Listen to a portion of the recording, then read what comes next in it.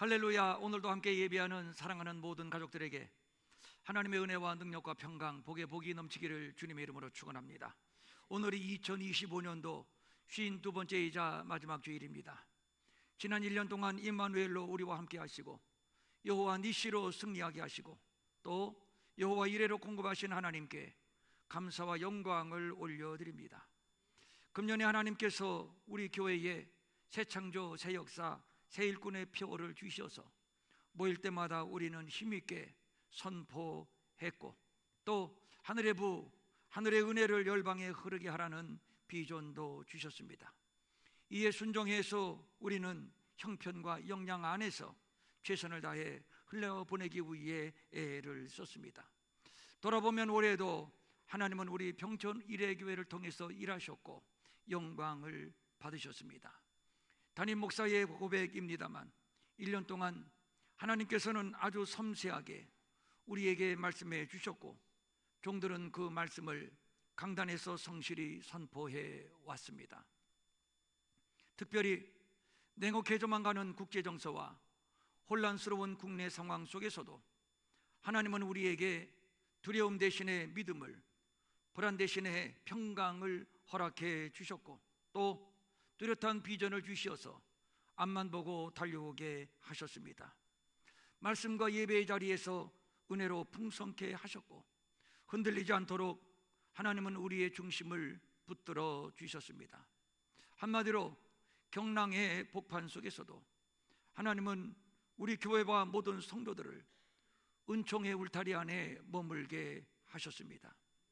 하나님께 감사를 드리고 묵묵히 함께 동역해 주신 장로님들과 모든 성도님들께 진심으로 감사의 말씀을 드립니다. 그런데 한 해를 마무리하는 이 시점에서 우리가 느끼는 감정은 각각 다를 것입니다. 누군가에게는 일생에 기억될 가장 복된 한 해였을 수 있고 또 어떤 누구에게는 차라리 잊고 싶은 고통의 시간이었을지도 모릅니다. 그러나 우리는 환경이 아니라 믿음으로 사는 성도들입니다. 365일 매일을 하나님께서 우리와 동행하셨음을 고백하는 성도들입니다. 성경은 하나님께서 우리의 머리털까지 세신다고 기록하고 있습니다. 이는 하나님께서 우리의 삶을 대충 다루지 아니하시고 사소한 부분까지도 관심과 사랑으로 관찰하시고 직접 개입하신다는 뜻입니다.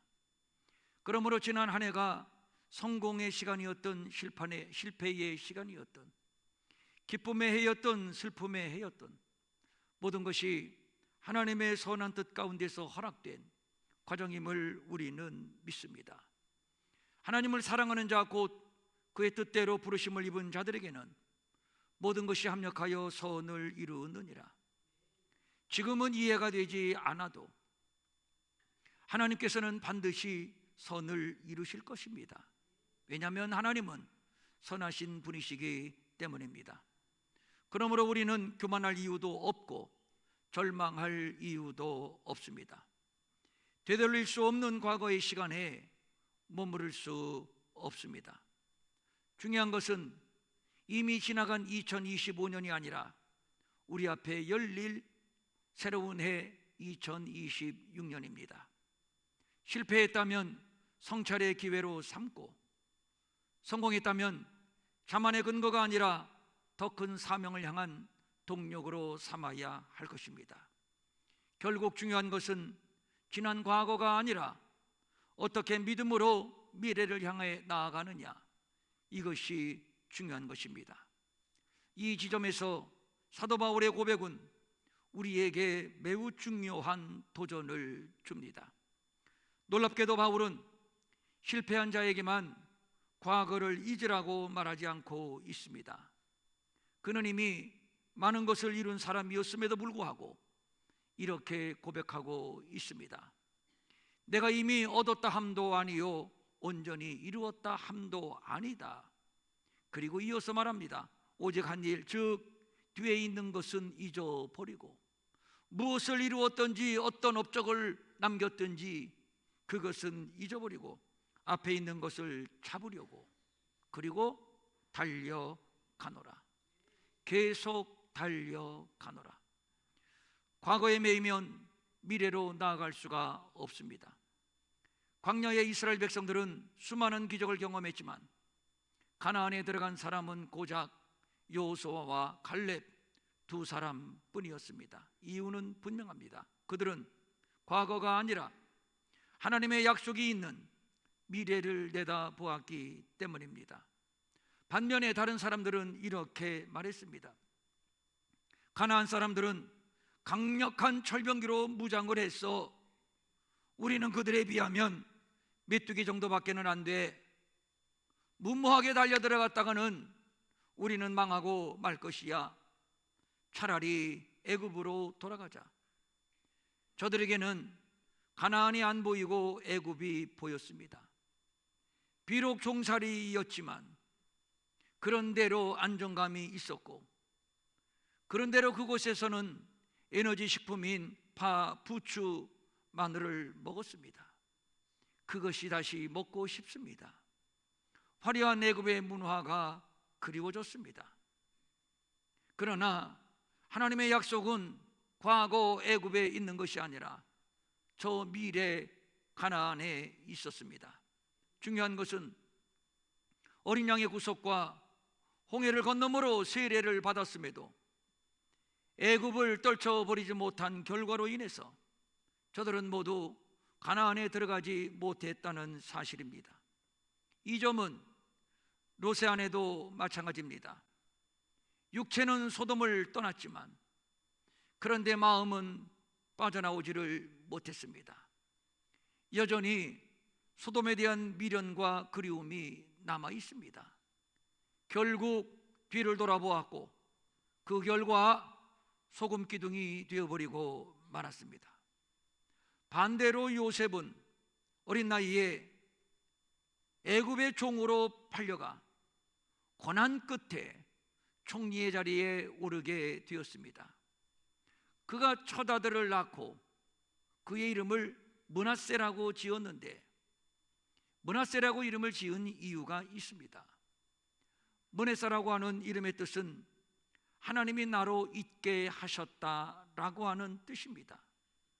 그 이름 속에는 요셉의 지난 인생의 회한이 담겨 있습니다. 형들의 미움과 배신, 그리고 억울한 누명과 감옥의 시간들, 요셉의 이 어두운 과거는 평생 품고 살아도 모자랄 상처였습니다.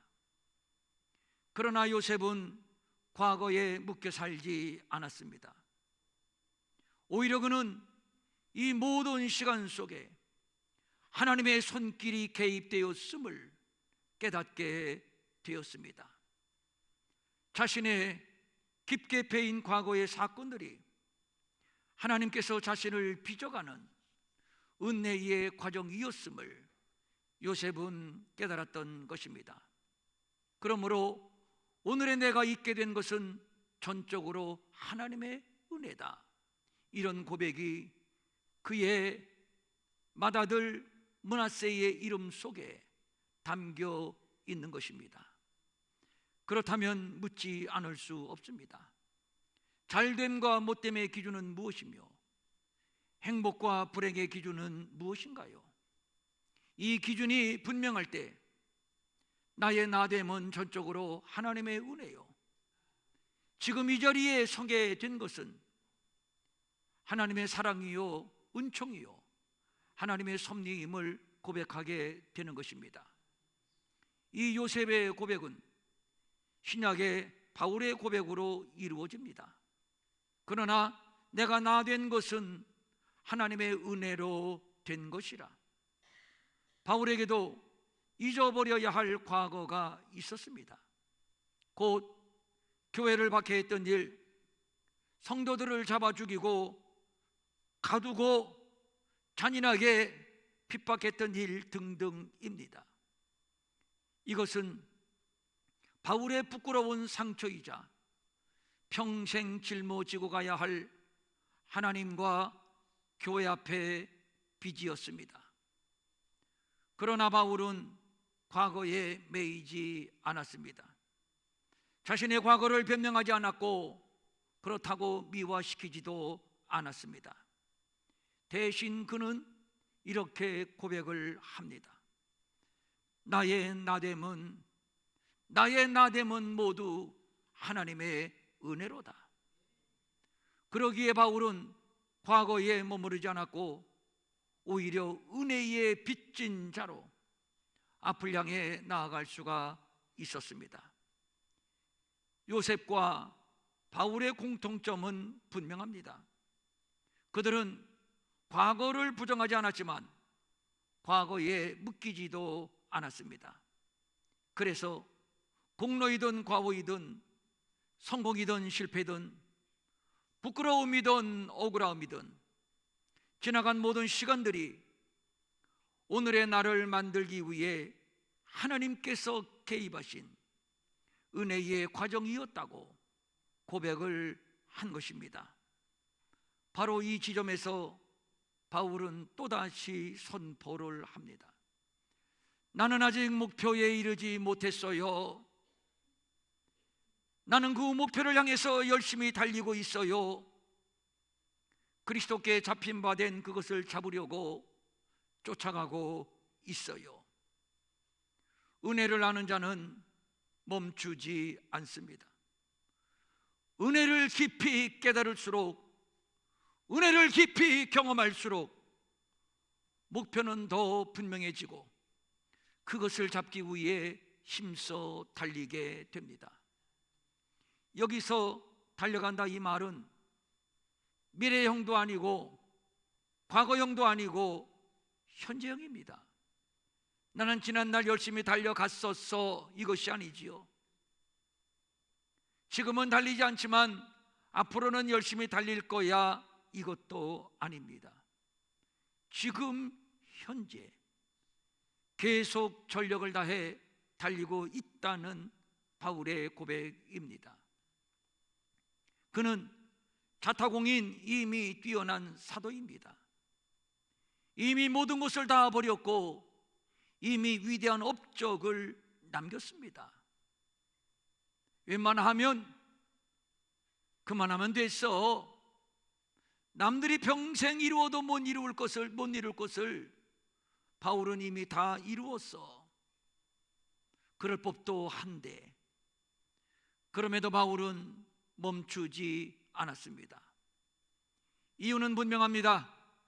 그의 앞에는 아직 얻지 못한 부름의 상이 남아있기 때문입니다. 그래서 그는 안주하지 않습니다. 멈추지 않습니다. 계속 달립니다. 그런 의미에서 바울에게 현재는 완성된 자리가 아니라 끝까지 더 달려야 할 충성의 자리였던 것입니다. 지난주에 어떤 목사님과 함께 대화를 나누었는데 그 목사님의 나이는 60대 중반이었습니다. 그 목사님이 이렇게 간증을 합니다. 목사님, 이 나이가 되니까 이제 얼마 있지 않으면 하나님 앞에 서게 될 것인데 만약 내가 하나님 앞에 섰을 때 한 달란트 받은 종처럼 책망을 들으면 어떻게 하나, 그 생각만 하면 잠이 오질 않아요. 내가 열심히 하느라고 했고 이룰 것도 이루었는데 하나님 앞에 서서 그거 모두 나하고 상관없어. 너 악하고 게으른 종이었구나 라고 말씀하신다면 그때 가서 뭐하라고 변명도 못하고 어떡합니까? 그 생각만 하면 잠이 안 와요. 하나님은 공의로우신 분인데 그분 앞에서는 시루라기 하나 숨길 수가 없는데 그때 가서 이러쿵저러쿵 가타부타 변명할 수도 없고 그 생각만 하면 가슴이 덜컥 내려앉고 정신이 번쩍 납니다. 교회를 얼마나 부흥시켰느냐, 내가 얼마나 사람들에게 인정을 받고 감투를 많이 썼느냐, 이것이 아무것도 아님을 내가 이제야 깨닫게 됩니다. 그래서 하나님이 나에게 남겨주신 시간들이 얼마인지 모르지만 소비할 여유가 없습니다. 그래서 마음이 조급해집니다. 그 목사님의 진심 어린 간증을 들으면서 저 또한 크게 도전을 받았습니다. 무엇을 이루었다는 것, 사람에게 존경을 받고 칭찬을 듣는다는 것이 얼마나 부질없고 얼마나 유치한 일인가. 오히려 바울은 이러한 모든 것들을 배설물로 여기고 다 버렸는데 우리는 그런 것들을 주섬주섬 끌어모아 어떤 때는 가슴에 훈장으로 붙이고 어떤 때는 어깨에 견장으로 붙이고 어떤 때는 자기 스스로 면류관을 만들어 쓰고 이런저런 생각을 한 끝에 제가 오늘 본문을 가지고 이 강단에 섰습니다. 바울이 긴장을 풀지 않고 계속 달릴 수 있었던 이유는 단 하나였습니다. 그의 눈앞에 선명하게 보이는 것이 있었기 때문입니다. 그것은 바로 하나님이 위에서 부르신 부름의 상이었습니다. 이 상은 세상이 주는 상이 아닙니다. 사람의 박수도 아니고 성공의 훈장도 아닙니다. 세상의 생리는 1등만 기억을 합니다. 다른 경쟁자들보다 더 빨리 더 높이 올라가야 하는 이유가 바로 이 때문입니다. 1등의 자리에 오르기 위해서, 1등의 영광을 내가 차지하기 위해서, 그것이 아니겠는지요. 금메달의 자리는 수많은 경쟁자들을 물리치고 올라선 자리입니다. 금메달의 자리가 가장 높습니다. 그런데 우리가 금메달을 딴 선수에게 박수와 환호를 보내는 순간에 이 경쟁에서 밀려난 자는 한켠에서 울고 있다는 사실입니다. 그러니까 너의 눈물이 나의 기쁨이 되고 너의 실패가 나의 성공이 되고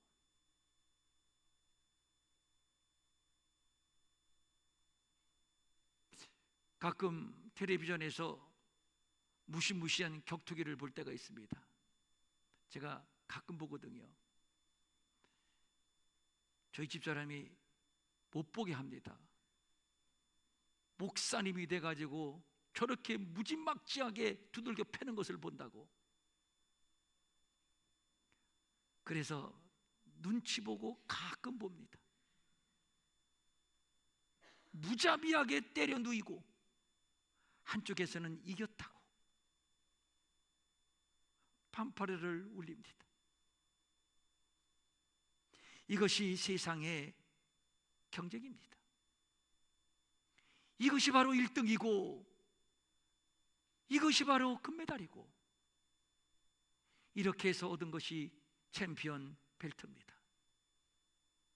그러나 하늘의 경주는 경쟁이 아니라 부르심의 경주입니다. 세상은 1등만 기억하지만 하나님은 그렇지 않습니다. 끝까지 완주한 사람, 부지런하고 충성되게 일한 사람, 그런 사람을 기억합니다.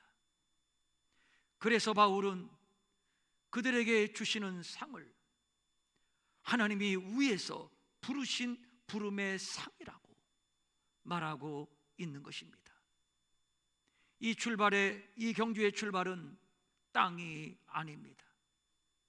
사람의 야망도 아니고 세속적인 성공 논리도 아닙니다. 이 경주는 하늘에서 시작된 하나님 나라의 경주, 즉 복음 운동입니다. 하나님께서 바울을 부르셨고 하나님께서 그의 길을 정하셨으며 하나님께서 그의 결승선을 이미 준비하셨습니다. 그래서 바울은 인생의 마지막 순간에 나는 선한 싸움을 싸우고 나의 달려갈 길을 마치고 믿음을 지켰으니 이제부로는 나를 위하여 의의 면류관이 예비되었으리라, 확신이 있고 당당하게 고백을 했던 겁니다.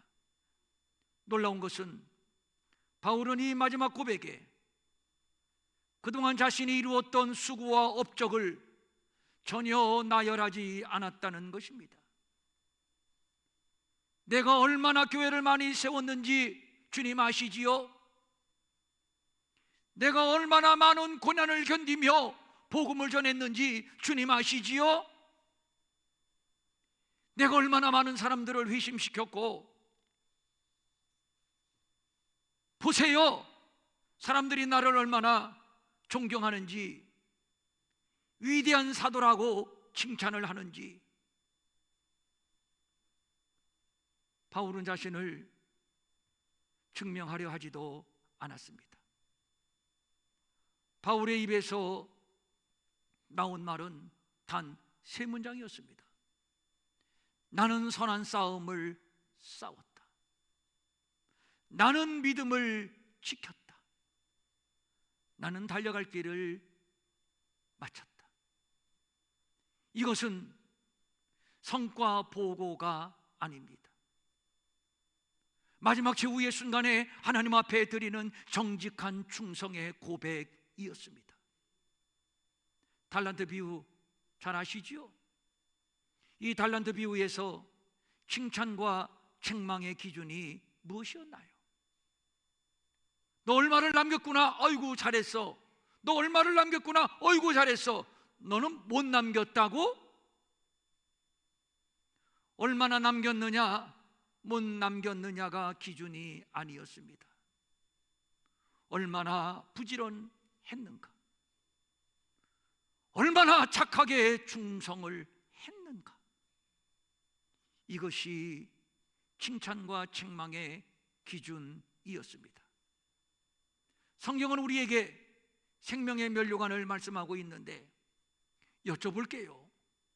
누구에게 생명의 면류관을 약속하셨나요? 딛고 올라서서 1등한 사람입니까?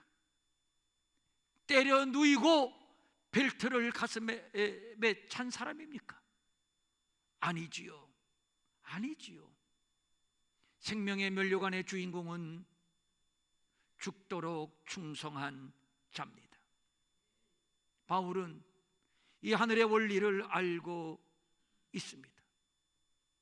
그래서 1등이 되려고 경쟁하지 않았고 자기 이름을 내려고 애쓰지도 않았습니다. 무엇을 이루었든지 어떤 업적을 남겼든지 뒤의 것은 잊어버리고 오직 앞에 있는 부름의 상을 위하여 달려갈 것 뿐입니다. 부름의 상은 넘어지지 않는 사람에게 주는 상이 아닙니다. 넘어졌어도 실패했어도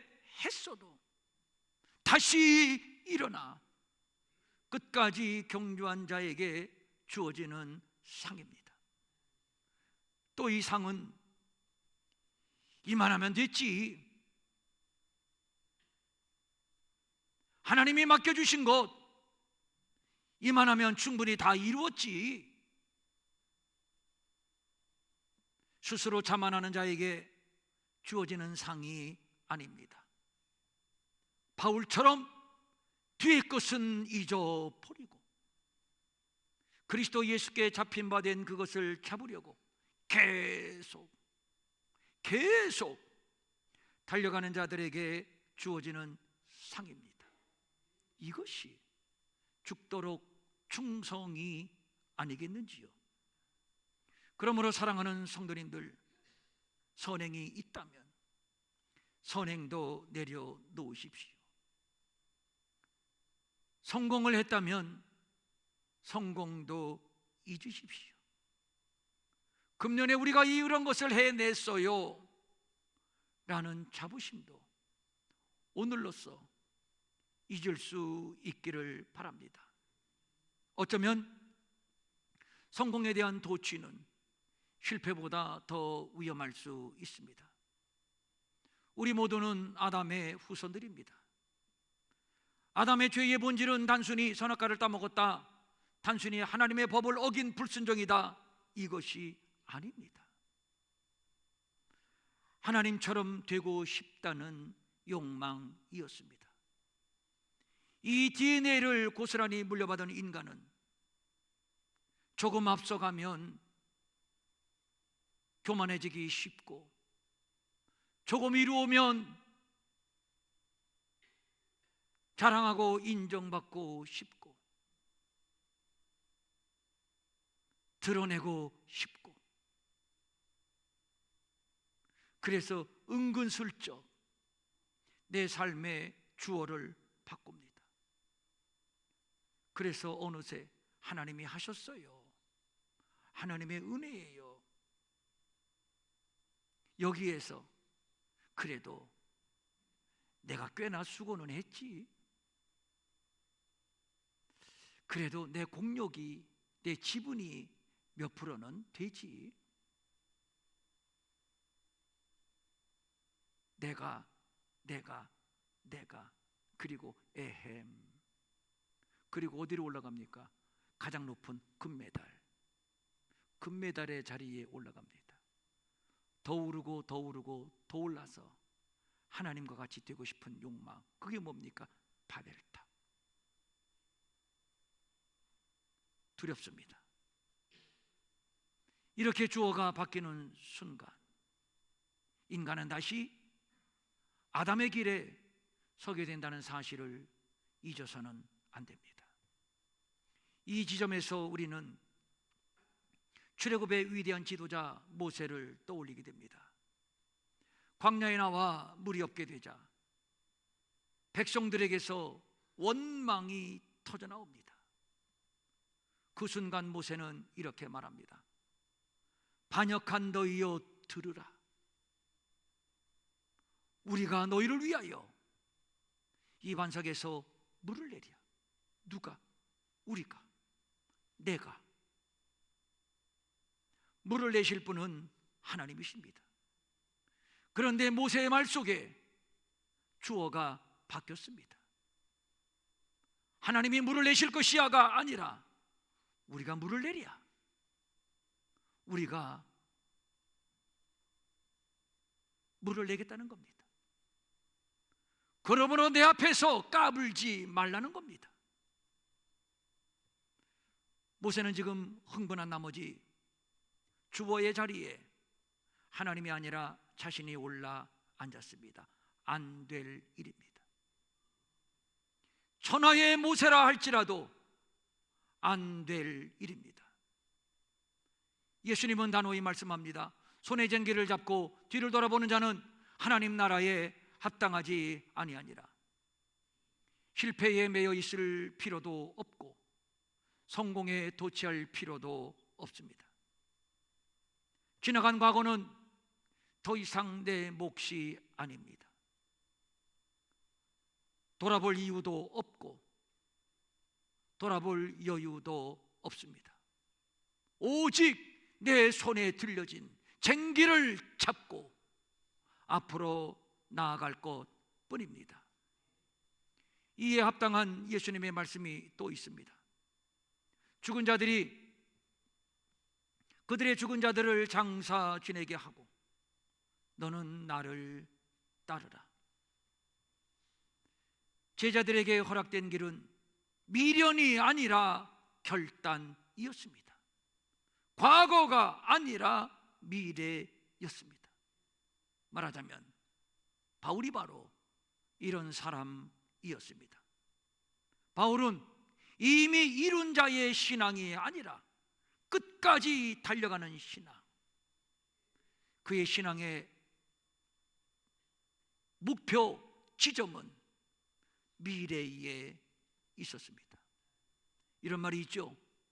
최고의 것은 항상 앞에 있다. 미래에 우리의 삶의 목표를 두라는 말씀인데, 그렇습니다. 하나님이 예비하신 최고는, 사랑하는 여러분, 하나님이 우리에게, 하나님이 여러분들에게 예비하신 최고는 아직 오지 않았습니다. 아직 오지 않았습니다. 하나님이 우리를 위해서 예비한 최고는 미래에 있습니다. 문제는 우리가 미래를 보지 못한다는 데 있습니다. 그래서 세상은 불안해하고 점과 운명을 찾아다니고 이 종교 저 종교를 기웃거립니다. 특히 해가 바뀌는 시점이 되면 이런 일들은 더욱 극성을 부립니다. 그러나 이것은 헛된 일입니다. 성도는 인생의 상사화복과 역사의 흥망성쇠의 주권이 사람에게 있지 않고 하나님께 있음을 믿습니다.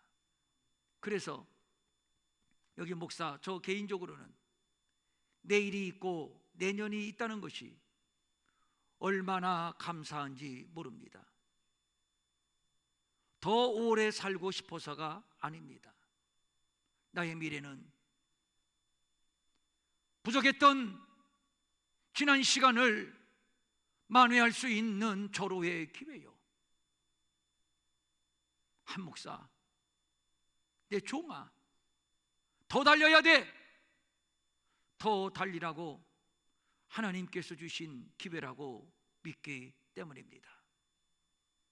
그래서 내일이 있기에 오늘이 소중하고 오늘이 있기에 내일이 더욱 기대가 되는 것이죠. 시간은 우리의 영혼을 위해 하나님이 주신 단 한 번의 기회입니다. 그래서 말씀합니다. 세월을 아끼라. 그러므로 성도님들, 우리는 뒤의 것을 붙들고 과거의 향수에 젖어 사는 자들이 아닙니다. 그런 자들에게 무슨 미래가 있겠습니까? 그래서 바울은 말합니다. 나는 앞에 있는 것을 잡으려고 아직 잡지 않았습니다. 앞에 있는 것을 잡으려고 푯대를 향하여 달려가노라. 사랑하는 성도님들, 지난 한 해의 실패도 성취도 기쁨도 슬픔도 이제는 하나님께 맡기십시오.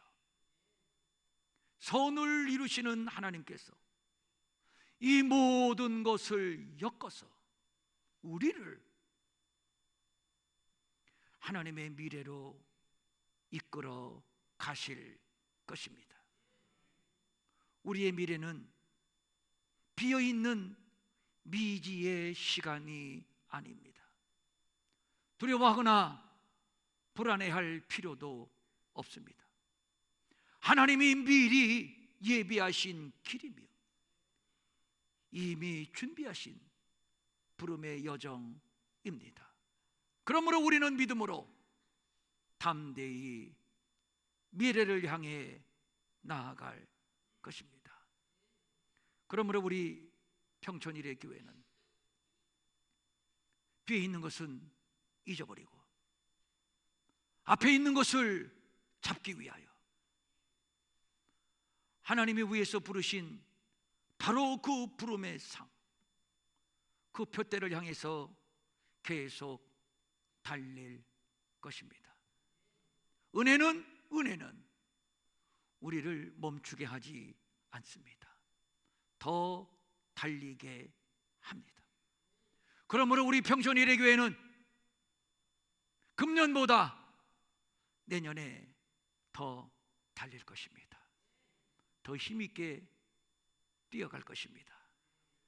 뒤의 것은 잊어버리고 말입니다.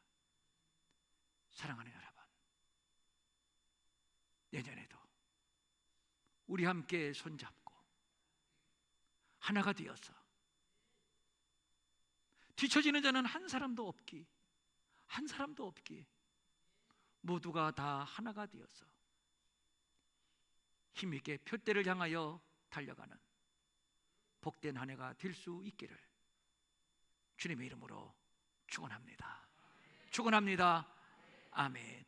일어나셔서 조용히 눈을 감고 가슴에 손을 대시고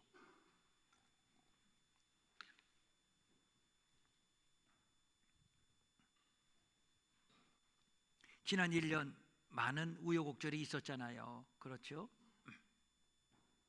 아유, 목사님, 생각조차 하기 싫은 2025년도였어요.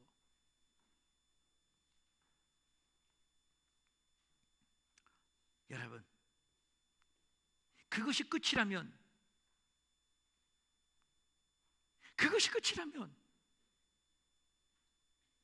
하나님은 어디 계신가요? 우리가 믿는 하나님은 어떤 하나님인가요? 우리가 믿는 하나님은 모든 것이 합력하여 선을 이루시는 하나님, 믿습니까? 금년에 기쁜 일이었건 슬픈 일이었건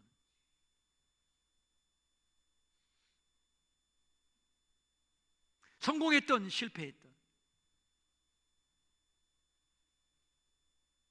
그 모든 것을 하나님은 하나로 엮으실 겁니다. 그리고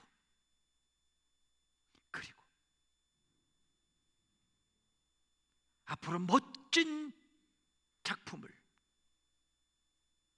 멋진 우리의 인생의 작품을 만들어 주실 줄로 믿습니다. 그래서 우리에게 최고는 아직 오지 않았다.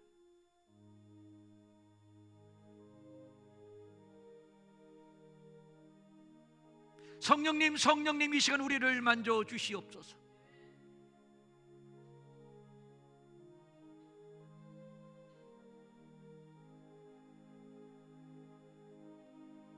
(2025년을) 보내면서 왜 우리에게 회한이 없겠습니까?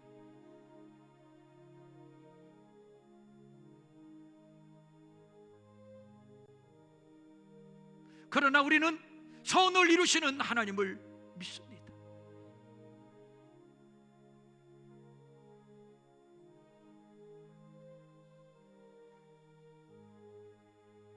감사합니다, 주님.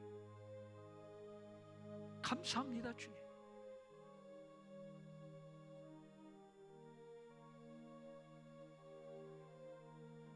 힘내. 이제부터 나와 함께 더 열심히 달리자.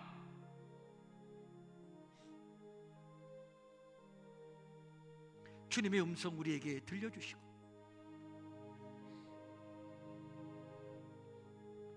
이제 어깨를 펴게 하시고 우리의 걸음걸음에 힘이 있게 하시고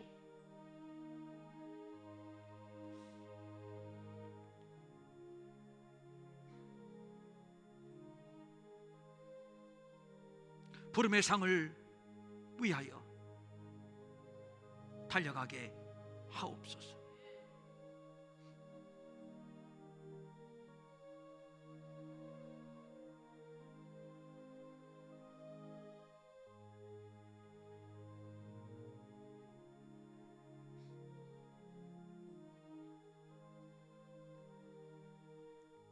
하나님 아버지, 감사와 영광 올려드립니다. 그렇군요.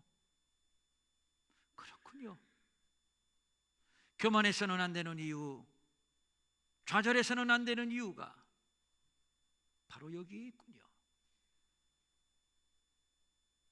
선을 이루시는 하나님.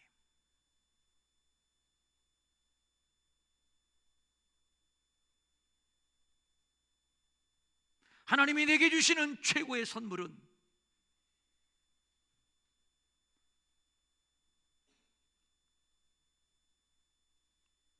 우리가 하나님 앞에 섰을 때 얻게 되는 부름의 상.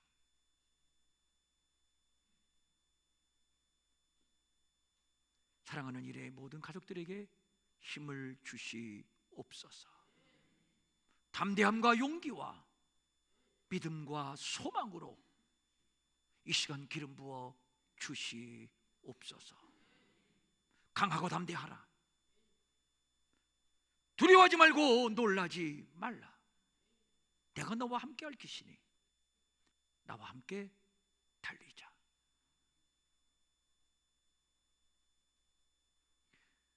간절한 소망과 감사한 마음으로 각종 예물 주님 앞에 올려드립니다.